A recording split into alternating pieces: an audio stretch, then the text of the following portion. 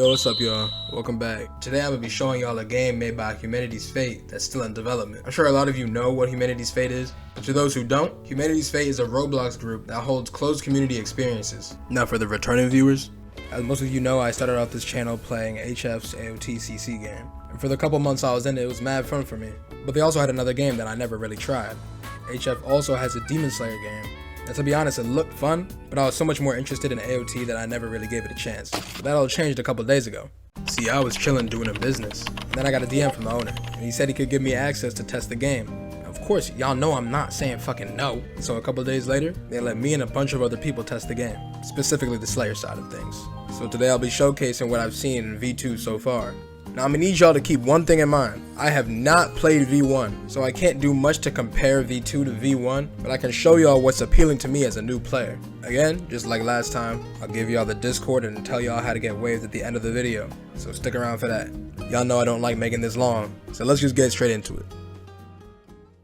So after we're all let into the game, the first thing they have us do is customize our character. You can use hairs from your Roblox avatar, and a lot of options for the customization are just cool too. So you can really be just whatever you want. From what I've seen, your hair color is random, but you can customize the color of your eyes and shirt. Next, which is one of my favorite parts of the game so far, they explained to us how to use the skill tree. We're able to put skill points in 3 different categories: mind, body, and soul.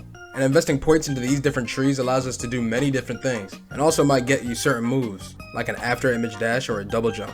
The way you get these skill points is by leveling up, and we were told that the main way you're going to be leveling up and getting these skill points is during PDs, permadeath events. So you might be able to do a little grinding outside of a permadeath event, but a majority of your points will be from an event. Once we were done, we realized it had quickly turned night, so we all head over to a marketman who sold lanterns. Not only do the lanterns look cool holstered or unholstered, they actually have a pretty good use. At some points, if you get lost and you don't know where you are, there'll be signs on the side of the road, and if it's too dark to read the sign, you'll have to hold up your lantern to actually read it. After that, we traveled to a nearby village. However, I had completely forgotten I had put points into a dash ability, so I had to track star my way all the way over there, while everyone is miles ahead of me, but eventually I do make it.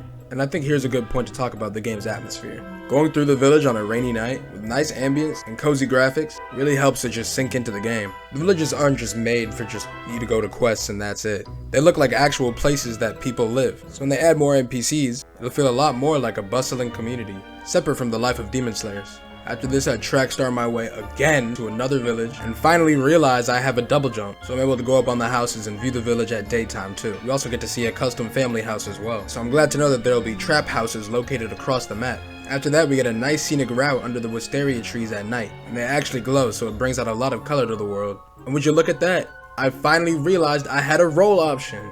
Only 40 minutes after I had actually invested the points into it. But finally, we arrive at our final destination, a village with a train station. And here, we're told we'll be able to test out the combat in the game as well. They had us pick partners and wait to be selected to fight. My partner was named Kiyoshi, and little did he know he was about to get smoked. Or that's what I would like to say.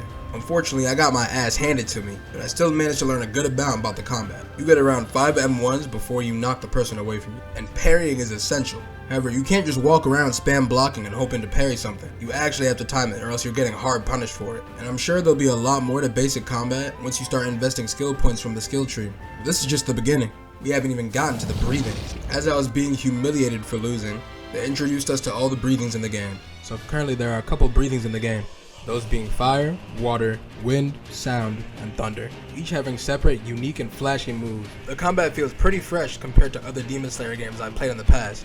Movesets like from water breathing and fire breathing feel like exactly how their elements should, with water having a more smooth and flowy feel compared to fire whose moves are brash and explosive. My personal favorite is sound, just because of this move. But it really all comes down to personal preference. As of right now, it really doesn't seem like any breathing is overpowered compared to another. So I think as long as you practice with your breathing, you'll actually have fun no matter where you go. But as of now, I'll spare y'all the details and the specifics of the breathings. I'll probably make a video on it in the future, but let me know in the comments if you want me to go over the breathing specifically. But as of now, that's most of what I've seen on the game. There's other little stuff I forgot to mention, like a working crow function for Slayers so you can message people in-game, but I've given y'all most of what I wanted to tell you. Overall, coming from their other game, I'm really impressed with the playtest so far. I'm actually excited for future updates, so I can show y'all even more. So now, if you're still interested about joining the game when it releases, now I'll tell y'all how to get waived. So what I need for y'all to do is look in the description below and join the Discord that I've linked, and that'll bring you to the Humanity's Fate Discord. You'll probably need to verify using Block's link, but after that you should be good. Then you go to the Get Started channel and choose the games that you're interested in. In this case it would be Demon Slayer, but you can choose all 3. So as of now, obviously no games are released, but to be able to play them in the future, you need to be waived. And to do that, you need to fill out an application. So to fill out an application, head to the main announcements channel and fill out the application there. And make sure to read the rules above so you don't get your application instantly denied. Also, I'd really recommend not using ChatGPT for this because they're not dumb. If you send an application like that, they're probably just going to instantly deny it. After you've submitted it and made sure that you didn't fuck it up, now it's just time to wait. You can see in the application status channel where they pass or fail people's applications. So just wait for your name to come up there and then you're set. If y'all are still confused though, my boy Ahiran made a video much more detailed about how to get waived. So just go watch his. I'll link it down below.